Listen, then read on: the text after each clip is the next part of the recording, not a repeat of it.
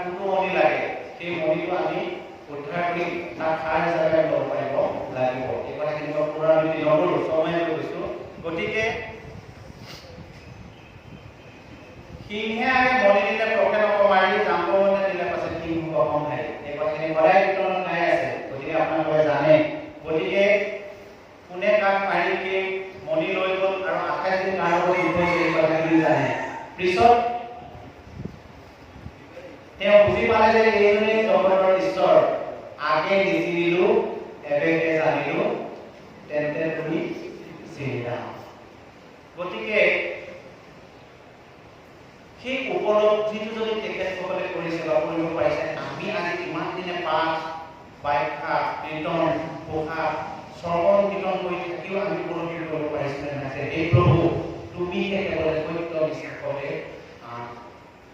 গতিকে যি কৰাইছা প্ৰভু তুমি কৰাবা সদায় তুমি মোক খালি মংগল কৰাই ৰাখিবা প্ৰভু তোমাৰ কৃপা দৃষ্টি মোৰ ওপৰত সদায় ৰাখিবা কালি কৈছে ভগৱন্তৰ মুখত মিচিকিয়া হাঁহিটো কিয় থাকে আৰু কটাক্ষ দৃষ্টি আমাক কেতিয়া কৰে কটাক্ষ দৃষ্টি কেতিয়াও আমি বিচাৰি পাব নালাগে আমাৰ দৰে অধৰ্মটো ভগৱানে কটাক্ষ নকৰে কটাক্ষ কৰাটো আমাৰ কাৰণে ভাগ্য কিন্তু কটাক্ষ জানো আমাক কৰিব আমি জানো ভগৱন্তৰ ইমান প্ৰিয় হ'ব পাৰিছো আপোনাক কৈ পাৰিছে আমি পৰা নাই গতিকে ভগৱন্তৰ প্ৰিয় পাত্ৰ হ'বলগীয়া হ'লে শাস্ত্ৰৰ সমস্ত কথা জানিব লাগে কেৱল ভক্তি সেইকাৰণে এটা কথা কৈ গৈছে পৃথিৱীত বেয়াটো এৰি ভালটো ল'লে আপুনি ভাল হৈ যায় আৰু ভগৱন্তৰ কোৱাখিনি মানিলে আপুনি ভগৱন্তৰ প্ৰিয় হৈ যায় এতিয়া তাতোতকৈ ডাঙৰ কথা হৈছে মানুহে বেয়া ভালটো ল'বলৈ বেয়াটো এৰিব নোৱাৰে সেইটোৱে আমি সদায় বেয়াটোৱে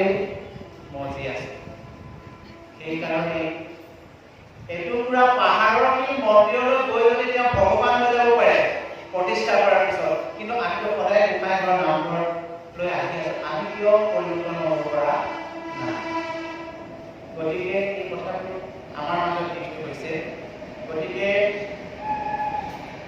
আজি ইয়াত ভাগৱত পঢ়িছো মহাভাৰতত 2 মিনিটটো নালাগে 1 মিনিটত গোটেই যুদ্ধ শেষ কৰিব পৰা এজন ব্যক্তি আছিলে সেইজনৰ নাম জানেনে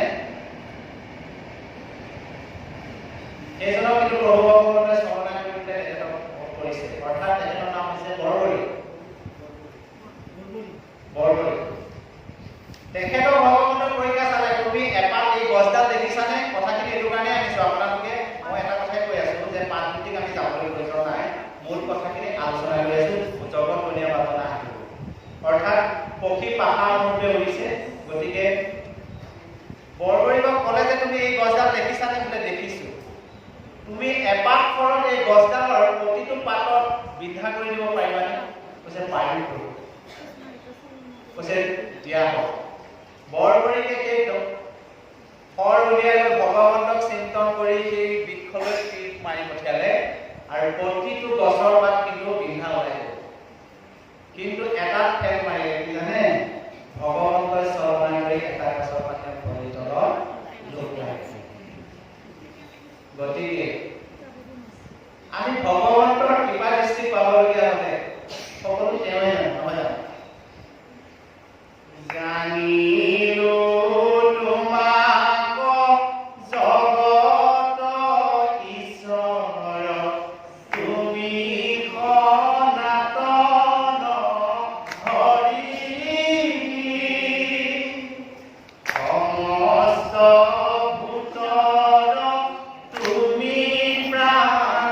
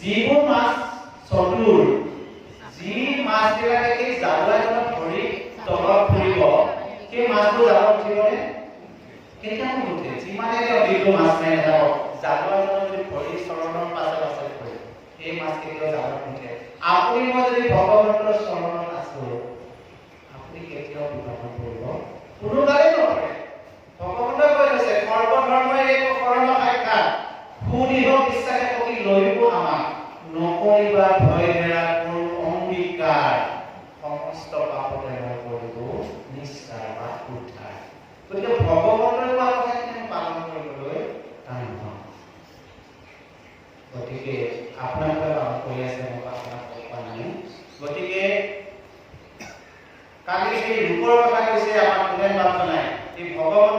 যেনেকৈ আগে নিচিনিলো এবেকে জানিলো তেন্তে তুমি চিনিলা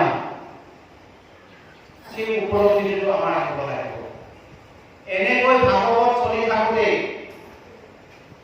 এজন সুৰক বোলে কৃষ্ণবাহী ডেকা যুৱকসকলে সুৰ এজনক দূৰে লৈ আহিছে সুৰজনক ধৰিবলৈ এই কথাটো আমি বহুতে কৈছো আপোনালোকৰ মাজতো কোৱা নাই কওঁ সুৰজনে আহি পলাবলৈ তেওঁ ঠাই নাপালে এই ভাগৱত হৈ থকা স্থানতে আহি ডেকা বাপৰ ওচৰলৈ বহি গ'ল ল'ৰাকেইজন গেটৰ পৰা সোমাবলৈ ভয় কৰিছে যে ইয়াতে ভাগৱত চলি আছে এতিয়া যদি আমি সুৰজনক ধৰি উৎপাত কৰোঁ 20 দিন সত্ৰ পৰিচালনা কমিটি আমাৰ পিছত আমাৰ ওপৰত কিবা লিখিত ব্যৱস্থা ল'ব গতিকে কিমান সময় পাৰ হ'ব চৰকাৰহে লাগিব চৰকাৰ পিছত সুৰজন ওলাই আহিব তেওঁলোকে পহৰা দিব ধৰিলে পহৰা যেতিয়া দিব ধৰিলে ইমান সময় আমি অতিক্ৰম কৰিম তাৰপিছত সুৰজনক ধৰিম আৰু একেকা দিম সুৰজনে ডেকা বাপৰ ওচৰত বহি লৈ একান্তভাৱে ভাগৱত শ্ৰৱণ কৰিবলৈ ধৰিলে আলোচক বাজনাই কৈ আছে কৃষ্ণ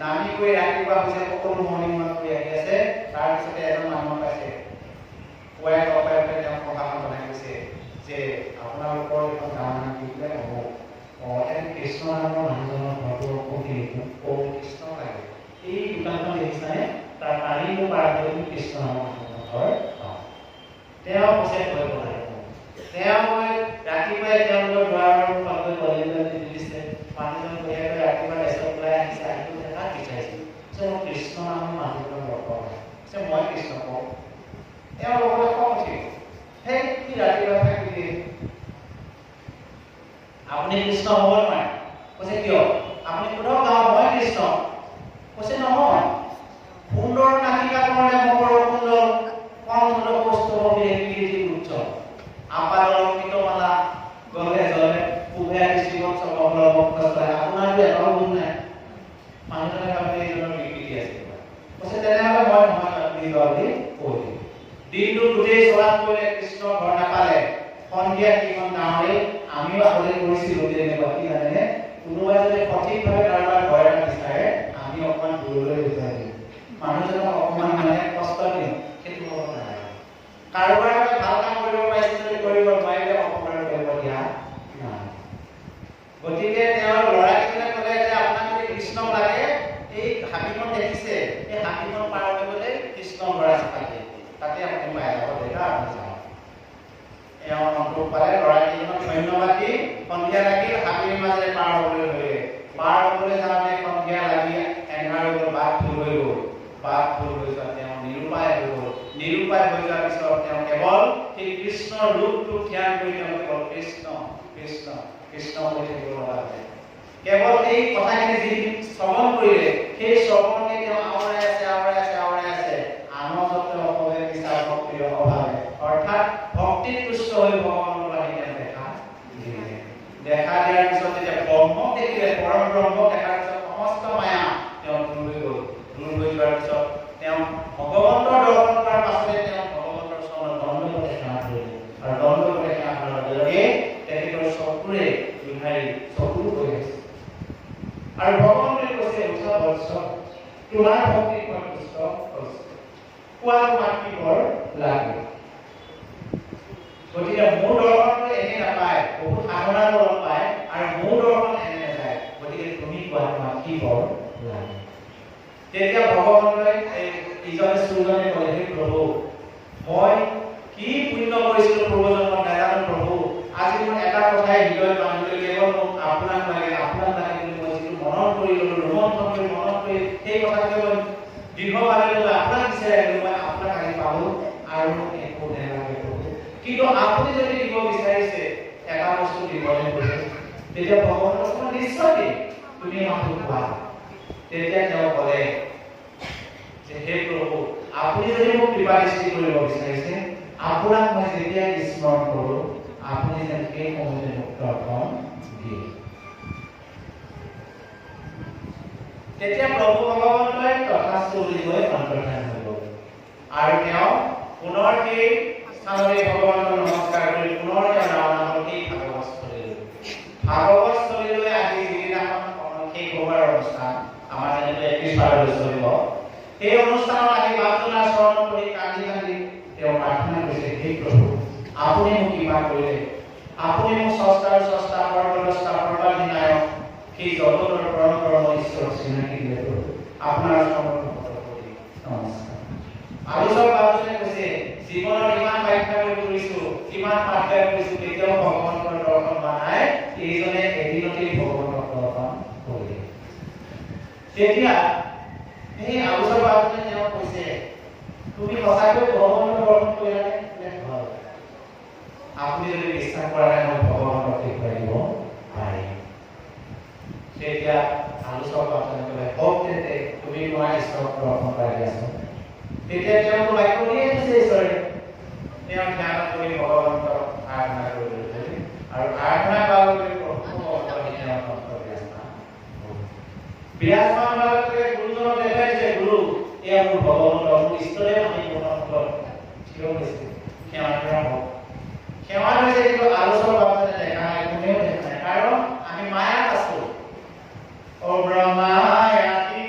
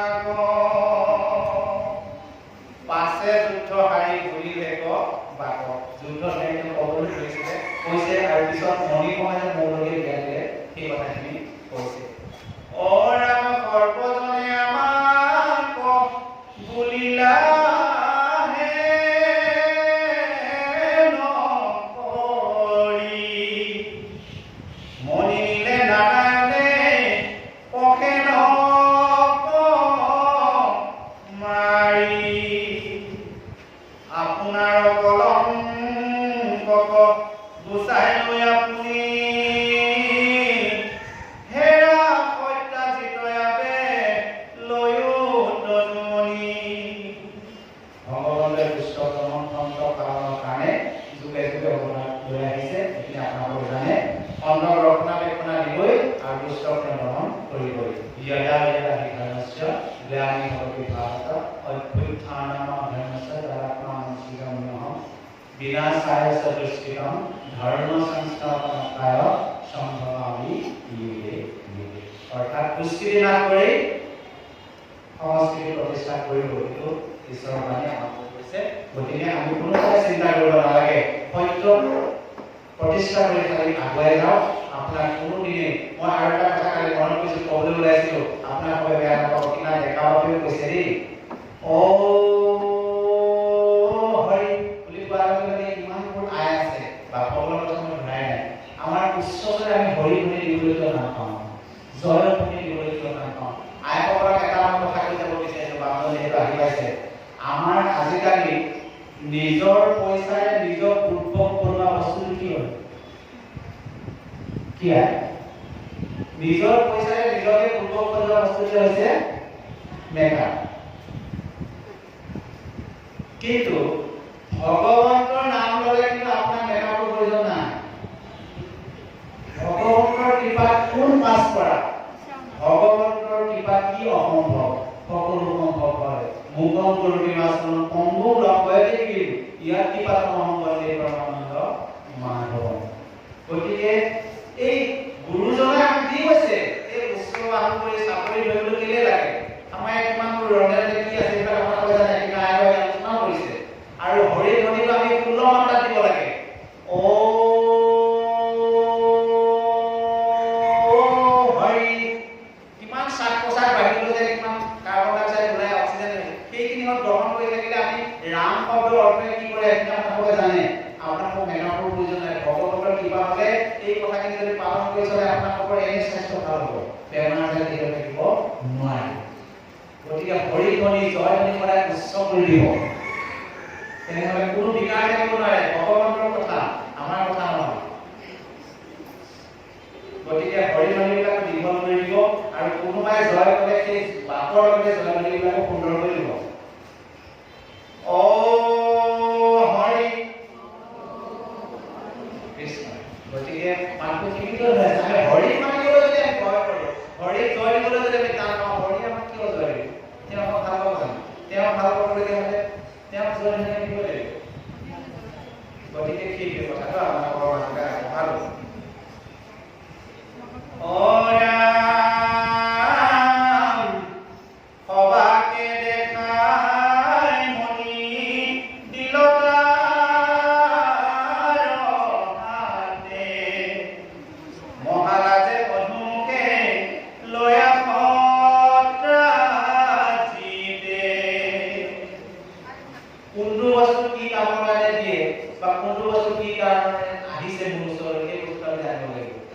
গতিকে কৰম আৰু ভজন বস্তুটো বোলে ডেকা বাপৰ ল'ৰাজনে লোৱাৰ কাৰণেহে মই ল'ব লাগে কৈছিলোঁ। অমুকাবে ভজন ল'লে মই জানে মহিল সেনেকৈ ল'লে নহ'ব। কোনটো বস্তু কিহৰ যোগ্য সেই বস্তুটো যদি আপুনি উপলব্ধি কৰিব পাৰে তেনেকৈ লৈ লাভ নহ'ব। তেনেহ'লে সেই তেনেদৰে হ'ব, যি মৰি সিংহ মৰি পকেটত মাৰি তেনেকুৱা অৱস্থা হৈছে। গতিকে আমি যিটো বস্তু যি মূল্য তাক সেই মূল্যটো দিব পাৰিব লাগিব। যিটো বস্তু যিটো স্থানত যাৰ যি প্ৰয়োজন সেইদৰে আমি যাব লাগিব। গতিকে এই কথাখিনি আপোনালোকে জানে। গতিকে আমি খালি মাতো টাচ কৰি গৈছোঁ। মণি লৈয়া সত্যাজিত কল্যাণী মনমি মিলয়নো তাপনি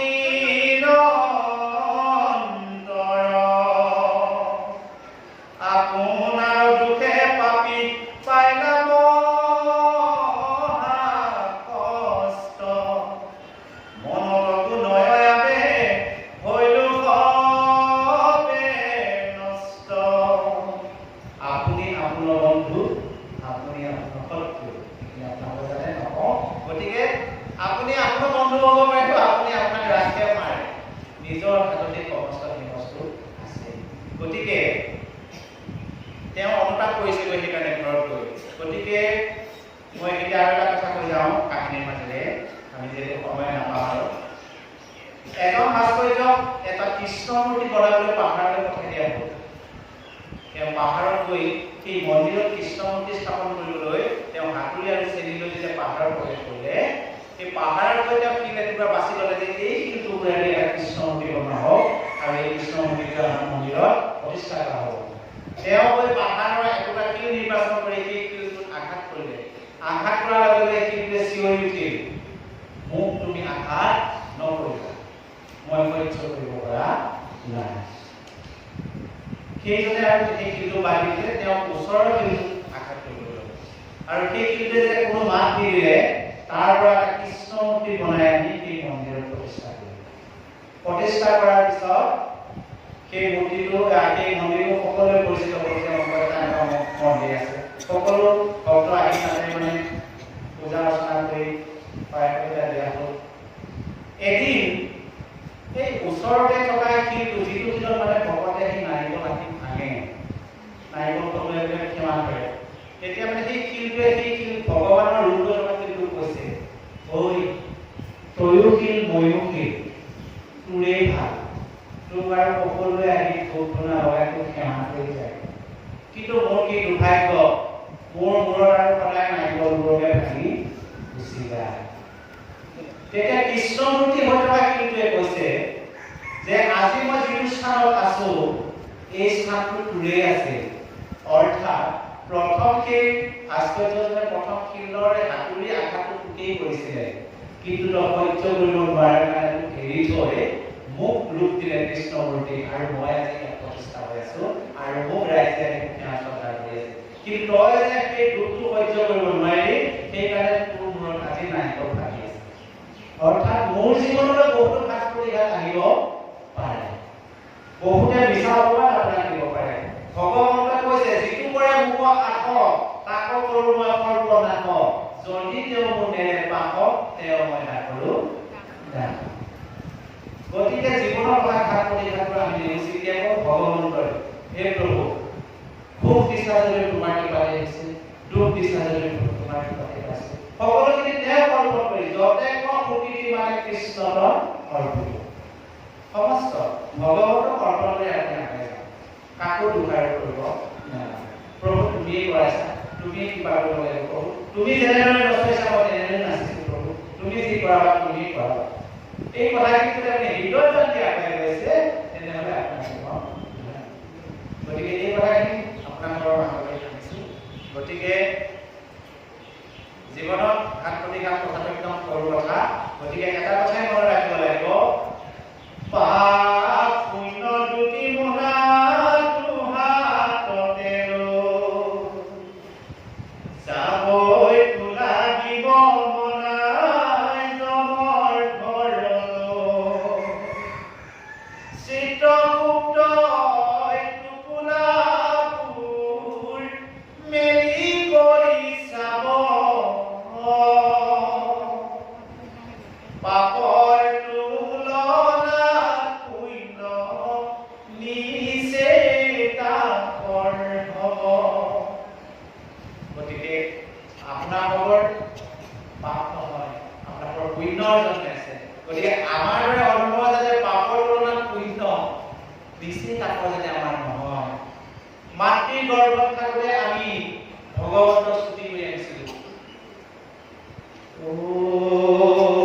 সিপাৰৰ বান্ধ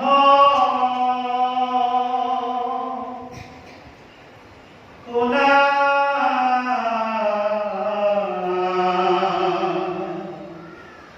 এন্ধাৰিটো কাল ধুমুহাই ঢাকে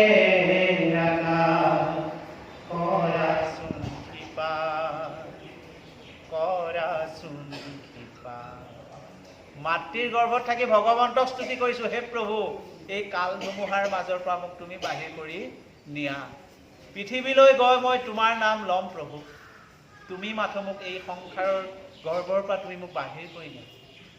আৰু ভগৱন্তক বাক্য দি আহিলো, সত্য খাই আহি পৃথিৱীত ভূমিষ্ঠ হোৱাৰ লগে লগে ভগৱন্তক পাহৰি গ'লোঁ যে তোমাৰ নাম ল'ম বুলিতো আমি কৈ অহা নাছিলোঁ। সেইকাৰণে ভগৱন্তৰ মুখত সেই মিচিকে হাঁহিটো দুটা কাৰণত থাকে। দেহি ঐ মোকেই কৈ গ'ল, বাক্য দি গ'ল, আকৌ মোকেই ফাঁকি দিলে। সেইকাৰণে ভগৱন্তই মিচিকে হাঁহি থাকে। গতিকে গীতৰ মাজেৰে মই কৈ দিলোঁ, গতিকে আমি তেনেকুৱা হ'ব নালাগিব। আমি যি বাক্য দিছোঁ সেই বাক্য যেন আমি পালন কৰিব পাৰোঁ, তাক চেষ্টা কৰিব লাগিব, যত্ন কৰিব লাগিব। তেনেহ'লে ঈশ্বৰৰ কৃপা লাভ আমাৰ হ'ব। গতিকে এই কথাখিনি আপোনালোকৰ মাজলৈ আগবঢ়াইছোঁ। আৰু